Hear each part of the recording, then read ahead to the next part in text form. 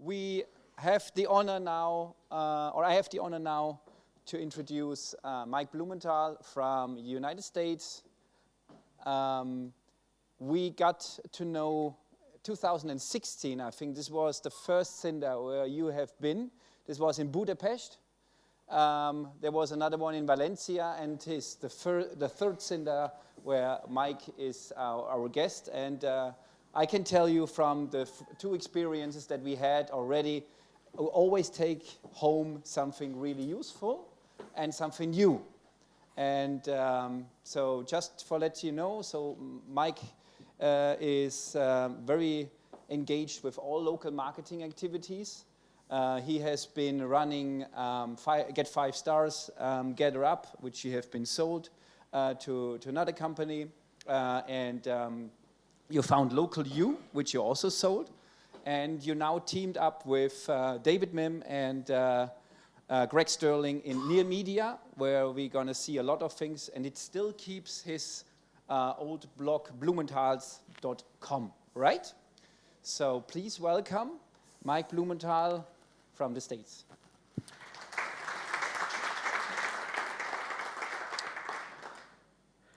Let's see, okay, so I'm sorry to be another old white guy in marketing, but you'll have to put up with it. You know, so I'm sort of, my nickname was Professor Maps at one point, but now I'm Professor Emeritus Maps.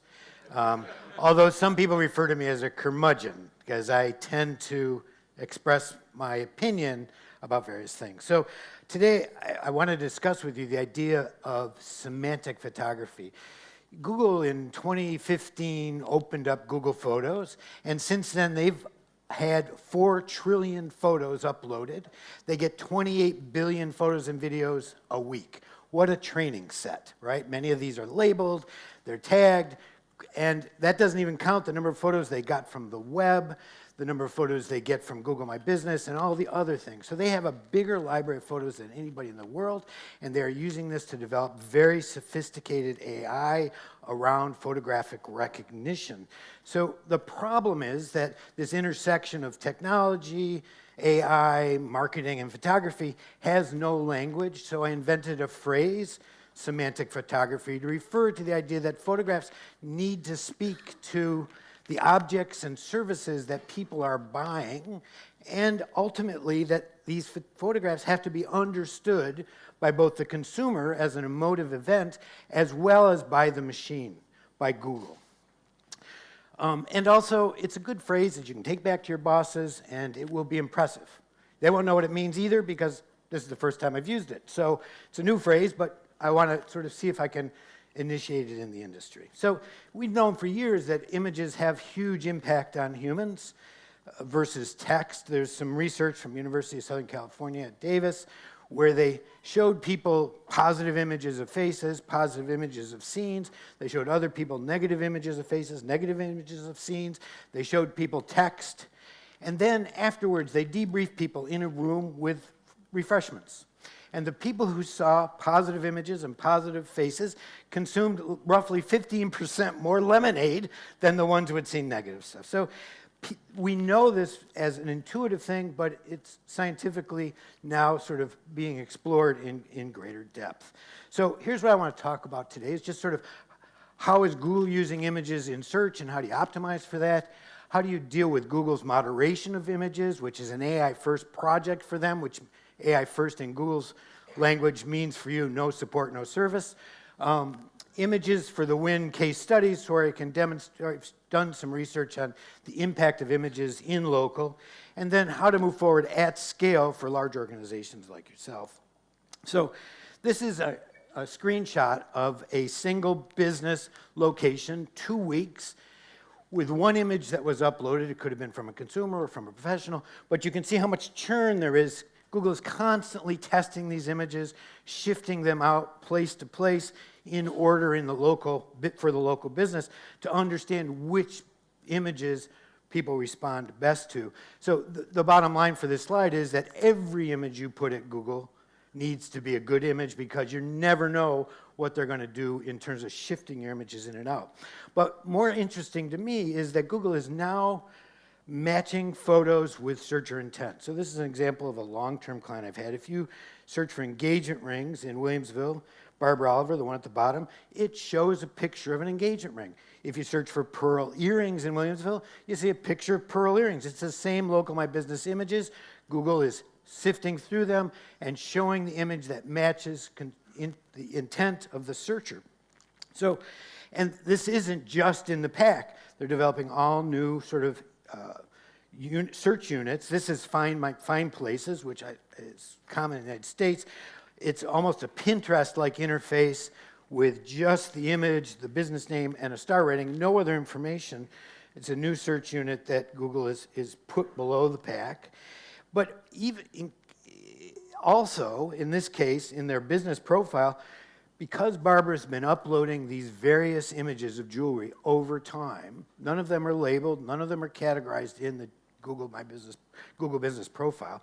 Google has been able to ascertain the categories of product that she's selling just from the images she has uploaded. So Google has learned a lot about her business, that she sells earrings and chains and necklaces and rings, and has categorized those images automatically using their AI, which points to the idea that you need images in every product and service your businesses are dealing with. But this isn't just the local pack at the top of the results. Google is using it to facet search results. Like at the top, you can see that Google understands you're looking for rings, what kind of ring, and they're using the images to parse the search more in greater detail. And then they're embedding the images in the mobile web results. I did some research where I looked at like 50 mobile websites and images to see whether any of the images had alt tags or meaningful file names. Out of the 50, one had a meaningful file name, no alt tags. So Google has largely been able to overcome the limit of alt tags. And still best practice to use them, but Google doesn't need them anymore. They're able to understand what's in an image and deliver that image to match searcher intent. And we're assuming that since Google is doing this across ads, across local, across organic, that it works, right? Google tests everything. They don't do things that don't work. As you know, they tend to discontinue products on a regular basis. And if something doesn't work, it's shit canned. It's out the door. And this display in mobile is very powerful. And it might be one image, it might be 3 images, it might be 5 images, but all match the searcher intent. And then there are these new search units in the United States, at least. I didn't check here, but these are sort of e-commerce units that either come out of images or they come out of a place like Etsy or others where they're bringing these images in and making them transactional. Now, the issue here is that you need images that Google understands. This is a trial of their API. You can drop an image in and see how Google understands it. If you do too many, they're going to put it behind a paywall on you. But I have a question for you. And so on your left, the glove picture of a dentist. On your right, the picture of the dentist with the person in the front. So which of these images looks more like a dentist to you? So those of you who think it's the one with the gloves on the left, please stand up. Stand up, stand up. Arms, you guys need some exercise here. You come in, it's hot, you're falling asleep on me, you need to be up. Okay, so many of you. Okay, sit down. Those of you who think it's the image on the right, please stand up. Okay, so clearly 2/3 of you thought it was the image on the left. What did Google think of this image? Well, we drove it through their API, and this is a real-world situation. This occurred when we were doing a photo shoot in a dentist's office using their secretary as the patient for privacy. And you can see the one on the left, Google thinks it's about glasses or medical equipment or health safety gloves or whatever, whereas the one on the right, Google thinks is about a dentist, primarily about a dentist. So the point of this isn't that that's a better picture, but that every picture needs to be checked against Google's understanding of it. And ultimately, if you're doing photography for clients, a lot of times there's these arguments, which is the better photo. The better photo is the one that Google thinks is the better photo, not the one that the client thinks is a better photo, right? And same here, pancakes. Well, the one on the left, Google sees as fruit or food. The one on the right, Google sees actually as a pancake. So you have to have images that speak to both the consumer and to Google's AI. Now, Obviously, in local, Google loves orthogonal data. They will take data wherever they can get it, and this is as true with photos as it is with any data source. This is a Starbucks that it was in Los Angeles. Some crackpot loaded up King Tut images because he went to Starbucks. Google showed these as the primary images for the Starbucks, and Starbucks had no clue that King Tut was front and center. Obviously, these need to be tracked and reported. Very difficult project for multi-locations to stay on top of their brand presence in images by getting rid of this kind of crap, but it's something that's critical. Now, for those of you that are in, say, high UGC, high user-generated content industries like restaurants or retail, you may want to actually take that bull by the horn and create an environment where people are going to be taking photographs that you've sort of set up for them to mitigate some of the brand damage that these various poor quality UGC generates. Because Google will show as much as half of, even if you're uploading images regularly, depending on what's being uploaded by the user, half of the images shown in the top 10 may be from users. So it's very difficult to control your brand. Now, the other thing that you shouldn't be doing is using stock. There's a lot of fairly interesting research. There's eye tracking study from NN Group.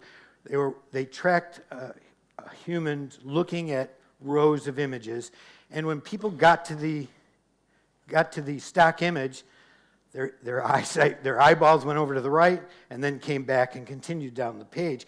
There's even something from Cornell Business School where they compared in a e-commerce environment where humans are used to stock images.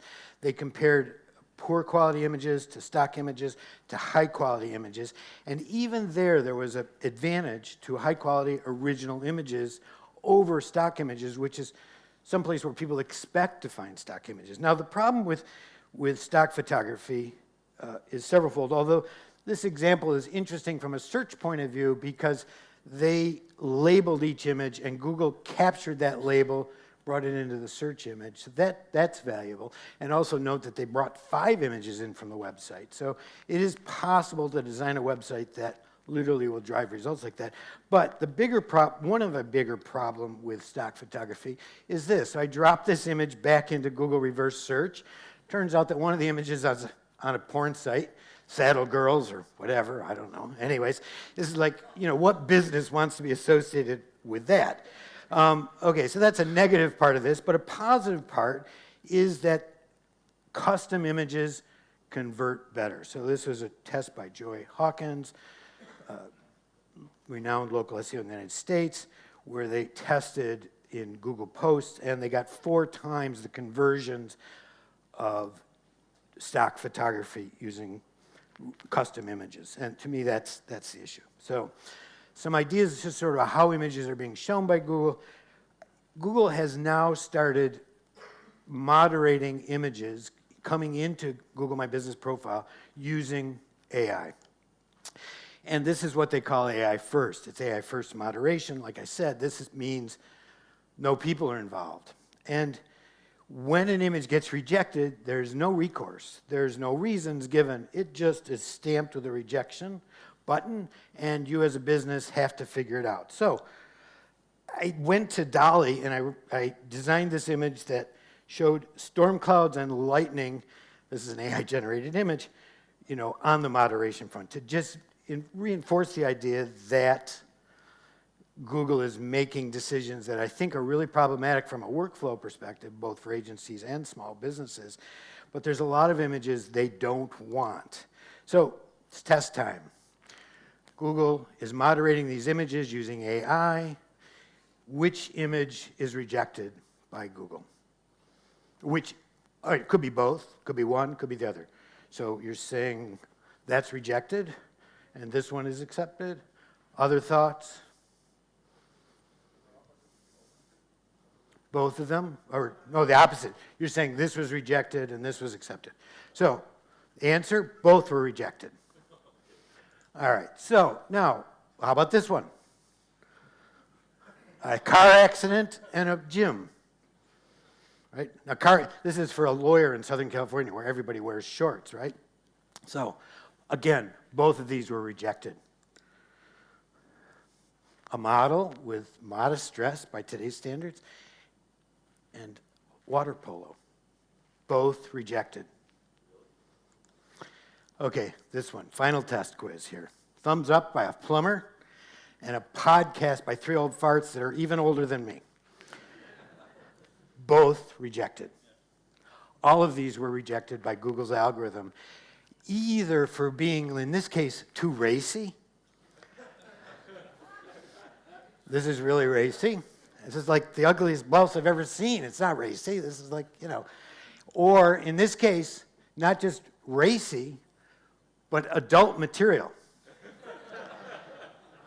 So the decision that AI makes, particularly in safe search, is really problematic because it's cranked really tightly down to minimize the chance of people seeing inappropriate content.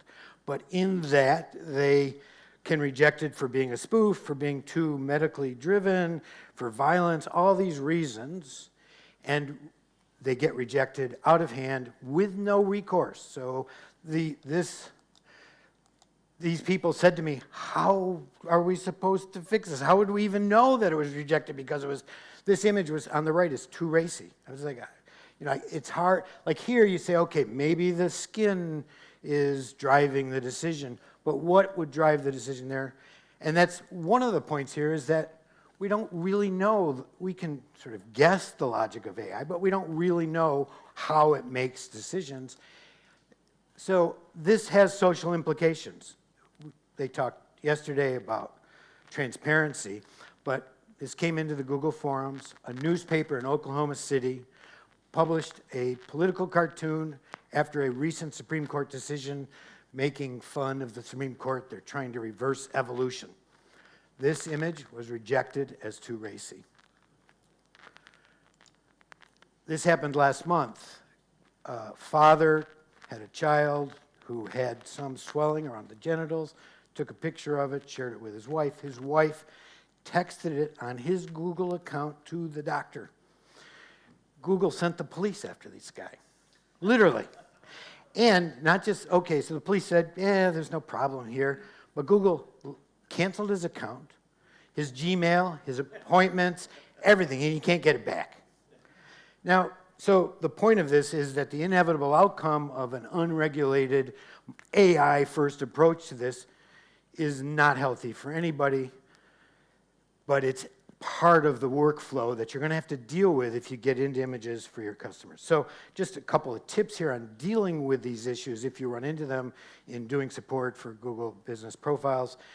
They have a new rule, don't reuse images. Only up to 10% of the image along an edge can have text. Proper exposure is critical, no creative filters, no Instagram stuff. Limit the blurriness. I've seen images rejected for being too blurry, even if it's intentional, part of the photograph. And then, most importantly, check every image against their Cloud Vision API. And on top of all of these rejections, there's a bug in their system that periodically rejects it just out of hand. And if you resubmit it 3 days later, it goes through. So come back and try again Monday, drink 2 beers or 3 beers, or Trevor's case, 5 beers over the weekend, and move on. But now this is an interesting pro tip. This came to me as I was on Twitter. They pointed out that a minor lighting adjustment of this scene reduced the raciness from 2 to 1. So sometimes a lighting adjustment can fix this for you. And this is a weird pro tip, right? For whatever reason, consumers are not currently being limited by the same moderation. So a consumer can upload spam images to your account, or you, if you're in gyms or spas or fashion or any of these industries that have a lot of skin, you can, as a consumer, upload images to your account, and for whatever reason, Google is letting them through at this point. So moderation is a problem. It's strange. It's strange in a very googly way, and no recourse, no opportunities for alternative decisions. So I've done a number of case studies, but in doing that, I did some research, and one of the most interesting case studies was done by Airbnb. They took 3,000 locations, tens of thousands of images, trained their AI on the fundamentals of good photography. The rule of thirds, good lighting, balanced imagery, and then they analyzed income on these 3,000 based on the quality of the images in each of these 3,000 locations. On average, across 3,000 locations, if they had professional images, they saw a 17% increase in demand and a $2,500 per year, which is now 2,500 euros, which is very strange to me that the euro and the dollar are the same, but it's to my favor, I guess. $2,500 increase. So clearly, that increase, 17%, more than paid for the modest fee of having a professional. So Airbnb started sending professional photographers into places because this is what happens when they do. So the other thing, surprisingly, we discovered, this was from a case study from Patient Pop, and it's unpublished, but they had some professional photography done. We'll talk more about that in a bit, but they dripped it in 2 to 3 photos per week, and they saw a month-over-month 14% click-through rate increase to their website. Now, why this is happening isn't totally clear. You know, we know a lot about ranking and logo. We study the ranking factors. We know reviews and ratings have an impact. We know links have an impact. We know that compelling photos increase human engagement. But something else is going on. There's a certain dark matter that Google is applying to these situations. And so I'm not exactly sure what it is, but this is another case study from Patient Pop. So they switched from stock photographs at Google Business Profiles and the website from stock to custom photographs. And they saw, this was a doctor's practice, 11% increase in appointments at the end of the funnel, right? So increase in website traffic, an increase in calls, and an increase in actual people making an appointment that was significant. It was 11%. Now, lifetime value of that customer is huge, so 11% increase is significant. Now, this is some research I did in a law firm where you wouldn't think that images would make a big difference. It's like, what can possibly influence it? But it was a 28-location law firm. We took 3 of their locations, found 3 equivalent locations amongst their mix. We saw roughly 100% increase in web visits and 100% increase in calls year over year, compared to the non-photographed locations that saw a decrease. Overall, the average across all 28 was a slight increase in web visits and a decrease in phone calls. So as I was thinking about this, one of the things I realized is when you go to the Google API and you test, there's all these things that they can analyze. Faces, and they can analyze headdress, but they also analyze emotion. They know whether people are happy or sad. They analyze text and logos and color schemes, as well as safe search and objects and entities. My theory is that these included people that were, like that original research, had positive images on their face, and that led to this increase. So, clearly a benefit to having these images in terms of ROI. How do you move forward? The problem has been in the industry that there's been very few ways to scale. Now, Google does have a great API in this that you can get access to. You can test it manually, drop images in. But there's been a serious lack of tools. So during the pandemic, this company called aircam.ai, which had developed some very interesting photographic technology and a photographic marketplace for events, where they would, somebody was having a wedding in Dallas, would sign up, they'd find the photographer, schedule him, take care of all the scheduling issues. The photographer would come, and they had a geofence around the event venue. The images that got uploaded during the event were immediately visible to people at the event. They got edited automatically in real time. They were a startup, they were doing $100,000 a month. COVID hit, and they were on their knees. And they came to me, and I suggested that they pivot to local. And so they've developed some very interesting tools, some of which may be of value to you. Whether they are or not, what they're doing should be of value, and I think somebody in Europe could be doing the same thing. So 1, they have this photographic marketplace. 2, they have instant upload of the images to the web, visible to a subset of people that they edit, that get edited automatically. But one of the things they recently released is a self-serve product, so that with my iPhone, I went into my local restaurant and it guided me through the types of shots that I needed for that particular vertical. And it told me to, how to stand, where to stand, how to frame the shot with my iPhone. And then as it comes in, as these images are uploaded in real time, they can be seen by a manager or somebody else who's not with me. They get graded on Google's AI. So I know whether these images match the intent of the image. So you can see I got a couple Bs, and then I got better, I got a couple A pluses, and those are the images that were chosen to be used, the ones that were both good and high scoring on Google's AI. So this is a self-managed product. I think they charge $60 a year for this. It's a very low price. It's in English, so but they are looking for partnerships. Now, the other thing they did, though, this UGC problem is significant, particularly in multi-location chains, because it's very difficult to manage, looking at each location and reporting these. It's very tedious. They automated the process of identifying bad images, bad user-generated images, and pulling them down on your behalf, reporting them on your behalf, and hopefully getting rid of them. So they basically automated the currently manual process that Google offers for images. And then finally, they built because they had a photographer marketplace, they will do all the scheduling, they'll get a photographer on site, and one of the advantages of how they do it is the problem with photography, particularly when you're dealing with lawyers and doctors, there's a lot of ego involved.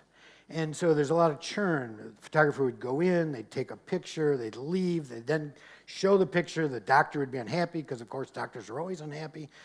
And what they did by showing these in real time to the cloud avoided all of that sort of churn in and out. So they're able to get into a location and out. They do all the scheduling, they get all the photographers in and out in 45 minutes, and thus they can offer this at, in the low hundreds for an on-site professional shoot, which to me was significant. So it's not so much that I think you should do business with these guys. I mean, they're decent people. I consult for them, so full disclosure. But I think what they're doing is where imagery needs to be in our industry, where everybody can afford a professional to come in once a year. Now, these assets aren't just for local. These assets are good for ads. They're good for social. They're good for the website. And it's one of the hardest assets to get out of a small business or even a medium business. Very difficult to get this kind of quality.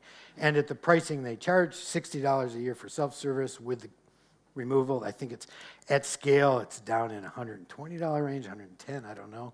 But at that pricing, with those kinds of ROIs, you can't afford not to do it. It's the best value, the lowest hanging fruit in local to increase conversions for your clients. So, 2016, this is a screenshot I did of jewelry appraisals in the Buffalo, New York area where I live. Google was showing virtually no imagery. 2018, they started bringing imagery in. End of 2021, December of last year, they did this sort of expanded carousel with packs. I then screenshotted several screens worth and calculated how many pixels of imagery was in a Google search result. And it had gotten from 0, other than the map, to 36% of all of the surface area was covered by images. Now, I didn't calculate the amount of white space, which in Google is significant. So it's likely that the text and the images are now about equal in a given search result. Even more interesting to me, this is some research from Kevin Indig, who used to be, I think, at Shopify. I'm not sure. Anyways, in non-geo-centric searches that have a lot of purchase intent, Google is now showing both, obviously ads. This was a search for headphone adapters or something, but headphone splitters, but also local results. So as Google has gotten more granular information deeper down the small business data funnel, down into images and inventory, Google is surfacing this information more and more in broader and broader searches.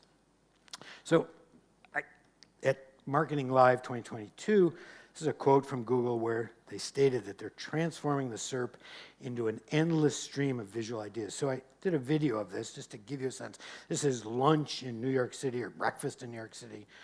And just, you need to get a sense of how much of the search is dominated by imagery.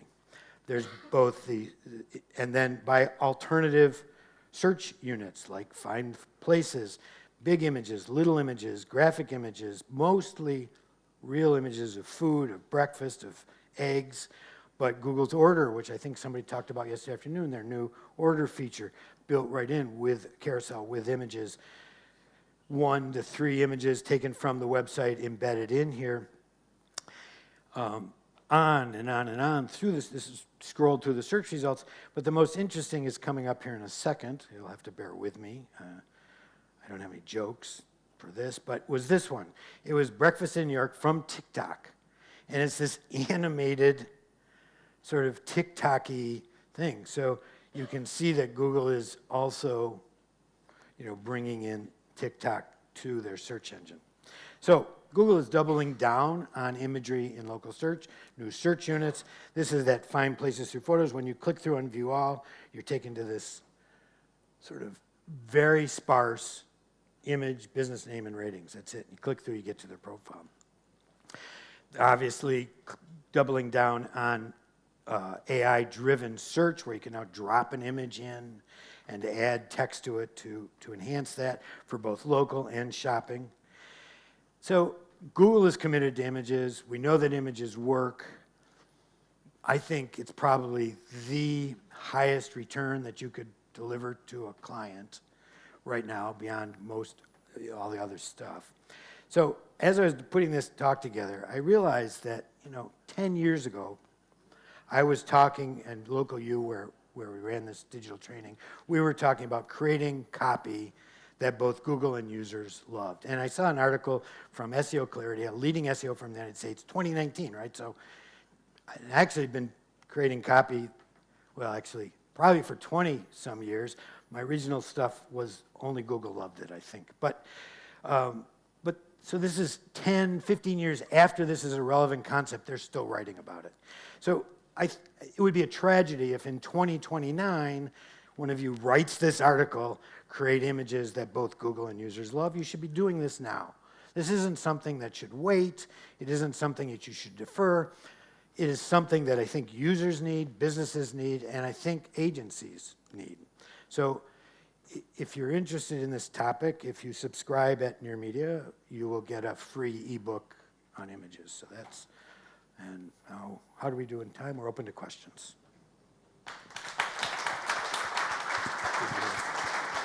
So, is this on? Yeah.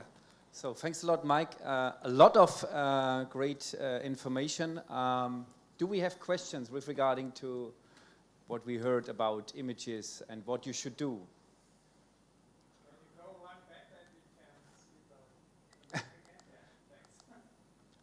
No, I think the subscription.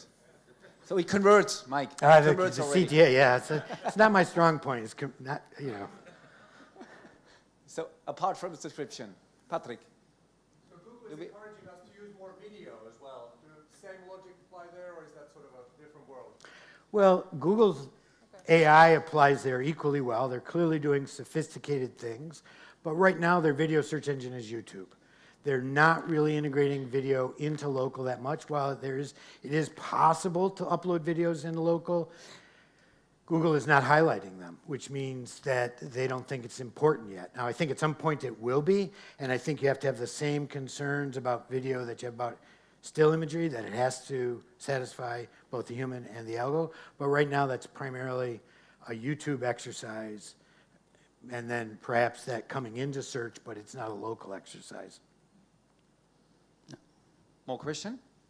Yeah. I think Google is applying something that's called a multi-modality model, which can look at text and images as the same thing. This is a research area that this is their new MUM algorithm, right? Yeah, so it's the same for them, text and images, and that's the research, the new research in the computer science in our area.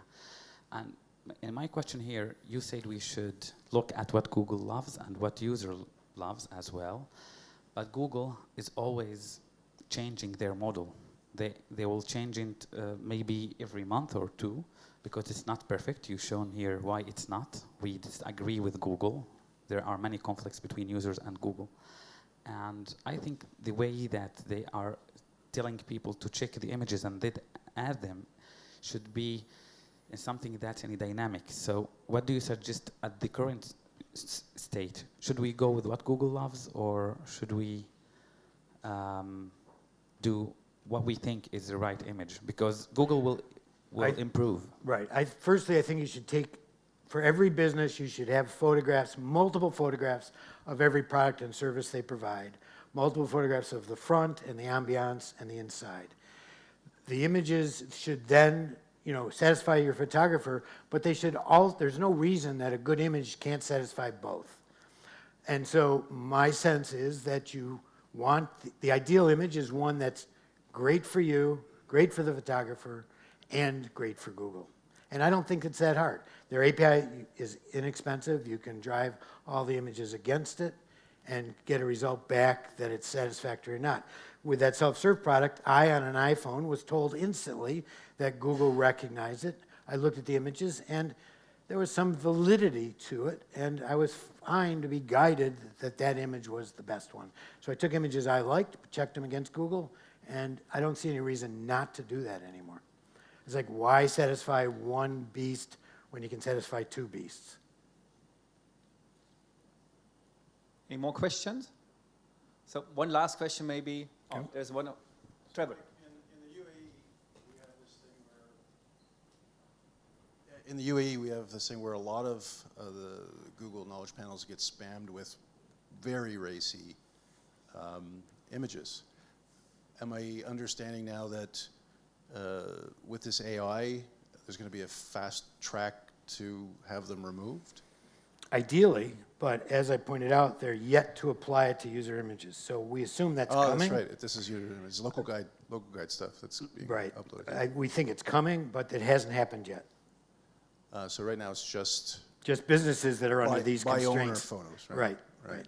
Okay, thank you. But isn't that SCR the owner of the local business? If you upload more images, so the user-generated content gets a little bit more in the back. Right. Yes, and what we find is that if you get really good images that Google end user likes, you can get upwards of in a heavy UGC industry, you can get close to 80% of the images are your images.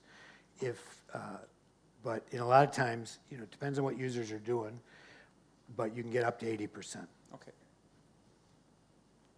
All right. Any more questions? You're here around this evening as well? I am around this evening, and I love to talk images. Oh, great. I also love to talk Google, and so.